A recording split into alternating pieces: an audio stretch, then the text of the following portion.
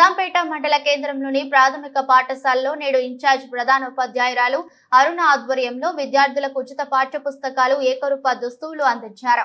అలాగే యోగా డే సందర్భంగా విద్యార్థులచే యోగా కార్యక్రమాలు చేపట్టామని తెలిపారు.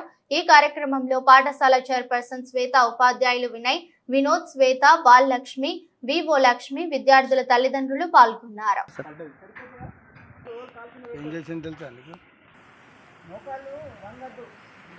అరుణ మేడం ముందుకు రండి.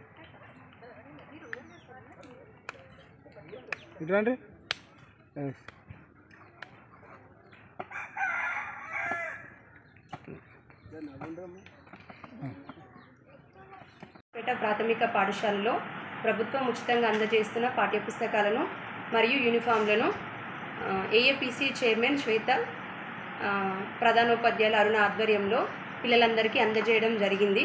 అట్లనే యోగా దినోత్సవం సందర్భంగా పిల్లలతో యోగా కార్యక్రమాన్ని నిర్వహించడం జరిగింది.